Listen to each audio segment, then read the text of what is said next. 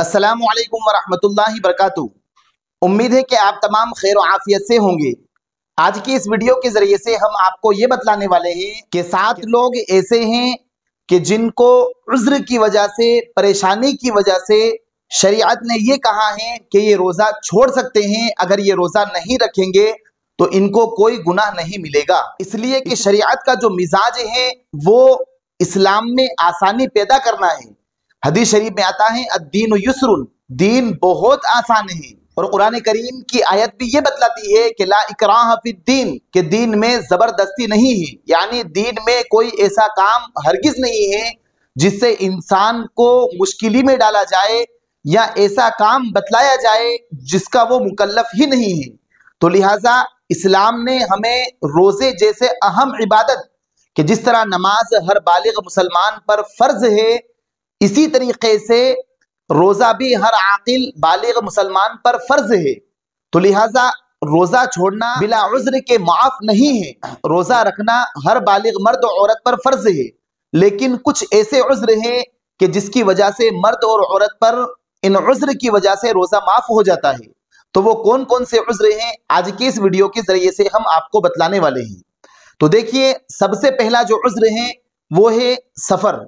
आजकल तो सफर बड़ी आसानी वाले सफर हो गए हैं कि अगर हम 4 व्हीलर से कहीं सफर के लिए निकले हैं तो हमें ऐसा महसूस भी नहीं होता है कि हम सफर में निकले हुए हैं। ऐसे सफर में फुक़हा इकराम ये फरमाते हैं कि बेहतर ये है कि हम रोजा रखें। लेकिन अगर हम कहीं दुश्वारी का सफर कर रहे हैं, कहीं दूर सफर के लिए निकले हैं और सफर में बड़ी परेशानियां पेश आने वाली है, मसलन हम बस से सफर के लिए निकले हैं, तो इस सफर में हम रोजा छोड़ सकते हैं।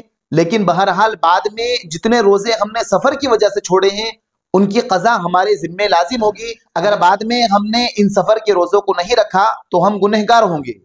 इसी तरह से दूसरा जो उज़्र है वो है शदीद बीमारी, बहुत सख्त बीमारी। मैं बहुत सख्त बीमारी इसलिए कह रहा हूं कि बहुत सारे लोग सर दर्द, कमर दर्द, पेट दर्द, छोटी मोटी बीमारी की वजह से भी रोजा छोड़ देते हैं। तो हालांकि छोटी मोटी बीमारी की वजह से रोजा छोड़ देना ये बिल्कुल नाजायज है और रोजा छोड़ने का हमें गुनाह मिलेगा। लेकिन अगर कोई बहुत ज्यादा बीमार है, मसलन किसी को शुगर है, ब्लड प्रेशर है, या पानी की कमी महसूस होने की वजह से बीमारी के बढ़ जाने का अंदेशा है, या बहुत ज्यादा सख्त बीमार है कि डॉक्टरों ने ये कहा है, माहिर डॉक्टर और समझदार डॉक्टर ने ये कहा है कि आप रोजा नहीं रख सकते वरना आपकी बीमारी के बढ़ जाने का अंदेशा है या आप बहुत ज्यादा बीमार हो जाएंगे। तो लिहाजा फिर इस उज़्र की वजह से शरीयत ने ऐसे शख्स पर रोजा माफ कर दिया है और ये कहा है कि अभी रोजा ना रखे, जब अल्लाह ताला तंदुरुस्ती अता फरमा दे, बीमारी से सेहत याबी हो जाए, उस वक्त इन छूटे हुए रोजों की कज़ा उसके जिम्मे लाजिम होगी। तो बाद में तंदुरुस्त होने के बाद इन छूटे हुए रोजों की कज़ा रखना उसके जिम्मे लाजिम होगा। तीसरा उज़्र जो खास तौर पर औरतों के ताल्लुक से है और वो है प्रेग्नेंट औरत।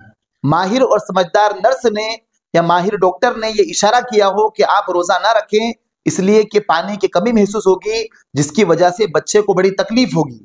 तो लिहाजा अगर किसी माहिर डॉक्टर ने ये कहा हो कि आप रोजा ना रखें तो ऐसी प्रेग्नेंट औरत के लिए, हामिला औरत के लिए बेहतर ये है कि वो रोजा ना रखे, बाद में जो रोजे इससे छूटे हुए हैं उनकी कज़ा कर ले। तो लिहाजा अगर कोई हमल वाली औरत है, जैसे पहला महीना, दूसरा महीना, तीसरा महीना चल रहा है जिसमें रोजा रख सकते हैं, तो वो रोजा रखे, रोजा ना छोड़े। और आखिरी महीने चल रहे हैं और बार बार पानी पीना पड़ता है और चक्कर आते हैं, जी घबराता है और डॉक्टरों ने भी मना किया है, तो फिर वो रोजा छोड़ दें। अलबत्ता जितने भी रोजे छूटे हैं बाद में उनकी कज़ा उसके जिम्मे लाजिम होगी। इसी तरीके से चौथा जो उज़्र है वो भी औरतों के ताल्लुक से है और वो है दूध पिलाने वाली औरत, कि जिसका बच्चा बहुत छोटा हो, जो सिर्फ दूध ही पीता हो, बाहर की कोई चीज ना खाता हो, और अगर ऐसी औरत रोजा रखेगी तो बच्चे का दूध खुश्क हो जाएगा, बच्चा भूख की वजह से बहुत ज्यादा रोएगा, तो फिर ऐसी दूध पिलाने वाली औरत रोजा छोड़ सकती है। अलबत्ता जिसका बच्चा 1.5 साल का हो चुका है, पौने 2 साल का हो चुका है और वो बाहर की चीजें खा लेता है और वो दूध बहुत कम पीता है, तो लिहाजा ऐसी औरत के लिए बेहतर यही है कि वो रोजा रखे, वो रोजा ना छोड़े। लेकिन बहरहाल ऐसी औरत के लिए भी अगर वो रोजा छोड़ेगी तो बाद में उसके जिम्मे कज़ा लाजिम होगी।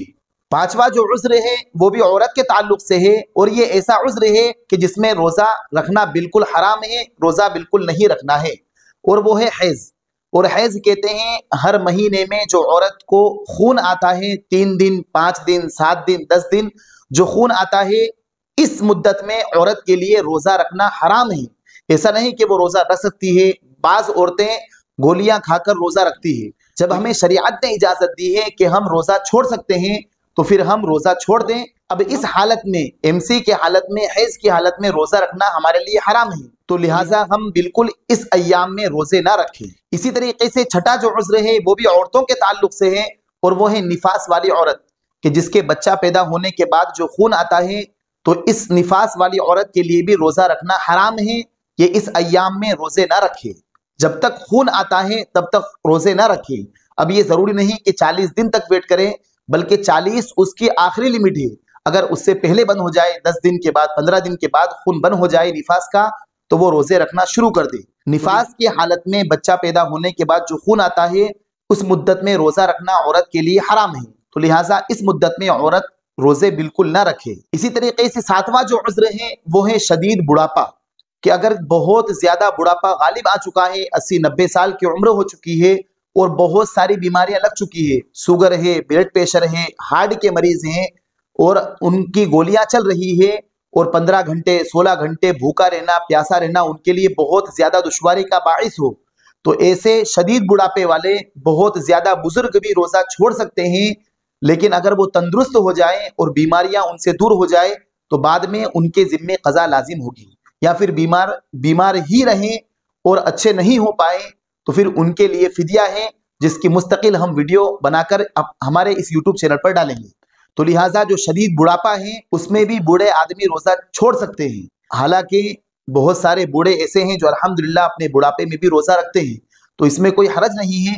लेकिन शरीयत ने बहुत ज्यादा बुढ़ापे की वजह से और बहुत ज्यादा बीमारियां और गोलियां चलने की वजह से हमें गुंजाइश दी है कि हम रोजा छोड़ सकते हैं। तो लिहाजा ये 7 अफराद हैं कि जिनके लिए रोजा रखना मुआफ है। अलबत्ता बाद में इन 7 ही लोगों को अच्छा होने के बाद कज़ा करना लाजिम और जरूरी होगा। अगर बाद में कज़ा नहीं की तो गुनहगार होंगे। उम्मीद है कि आप समझ गए होंगे कि किन किन लोगों के लिए रोजा माफ है। अगर वीडियो अच्छी लगी हो तो आप हमारे इस वीडियो को अपने दोस्तों के पास शेयर करें, साथ साथ हमारे चैनल को सब्सक्राइब करें। और अगर रमजान के ताल्लुक से, रोजे के मुताल्लिक अगर आप कोई सवाल पूछना चाहते हैं तो आप हमारे कमेंट बॉक्स में सवाल पूछ सकते हैं। अस्सलामु अलैकुम व रहमतुल्लाहि व बरकातुहू।